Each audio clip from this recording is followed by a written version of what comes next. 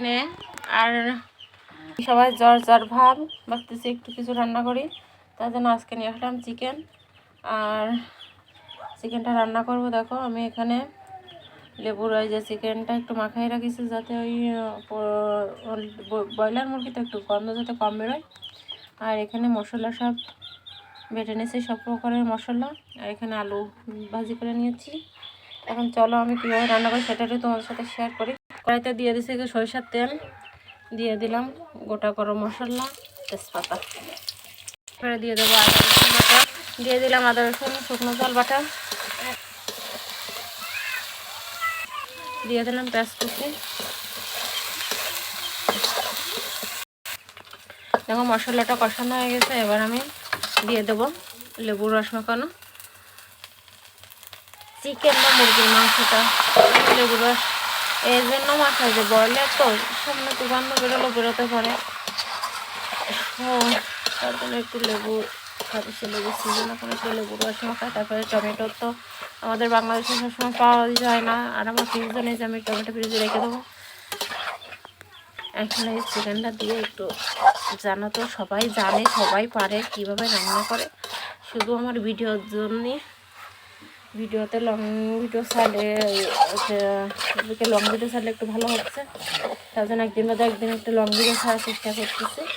যদি তোমাদের ভালো লাগে তবে অবশ্যই লাইক কমেন্ট দিয়ে বলো, এইটুকু তার চেয়ে বেশি কিছু চাওয়া নেই তোমাদের কাছে।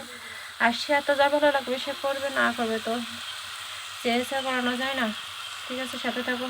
কোনো মাংস না, আমি গোটা রসুন খেতে খুব পছন্দ, দিয়ে দিলাম একটু গোটা রসুন। আমি না আমার বড় মাংস একটু পছন্দ করি, না বলছিলে রসুনটা খায় না কেন তো জানি না।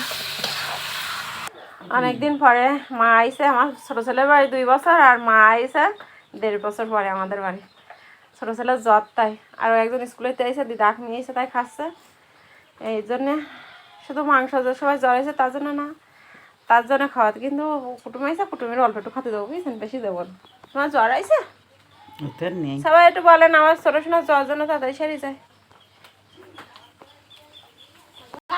এবারে লবণ হলুদটা দিয়ে দিলাম স্বাদ মতো লবণ, এবার দিয়ে দিলাম পরিমাণ মতো হলুদ গুঁড়া।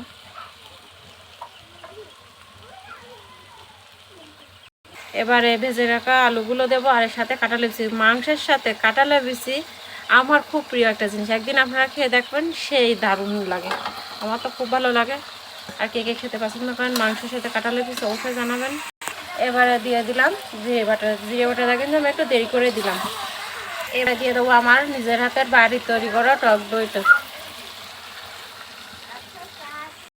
কে কে আমার টক দইটা রেসিপিটা জানতে অবশ্যই জানি। আমার বাড়ি গরু আছে, সেই গরুর দুধ দিয়ে আমি ফুট করে কিন্তু টক দই কিনে আনি, বাড়ি নিজে হাতে তৈরি করে টক দইটা মাংস দিই।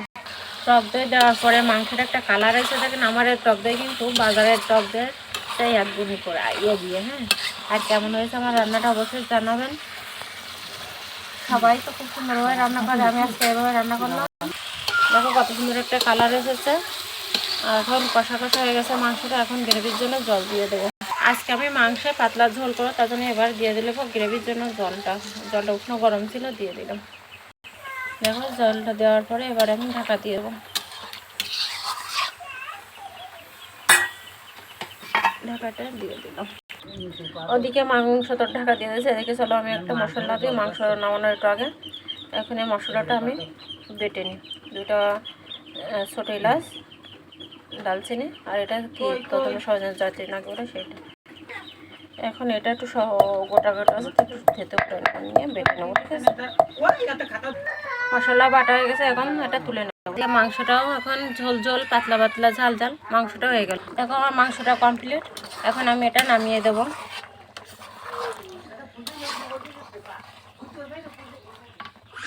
আর এদিকে গরম মশলাটা দিয়ে এবারেতে দিয়ে দেবো একটু গ্রামের খাঁটি সরিষার তেল। এবার এটা সুন্দর করে মিক্স করে নিলাম, নিলে সুন্দর একটা ফ্লেভার আসে। এবার এটা দিয়ে দেবো, আমি মাংস নামাবো, এখন দিয়ে দেবো। আমি এখন এটা দিয়ে দিলাম, দিয়ে নামিয়ে দেবো। এরকম ঝোল কষা পাতলা চিকেন আমার রান্না হয়ে গেছে। কেমন হয়েছে অবশ্যই জানিও, যদি ভালো লাগে লাইক কমেন্ট শেয়ার দিয়ে পাশে অনুরোধ রইল। টাটা সবাইকে।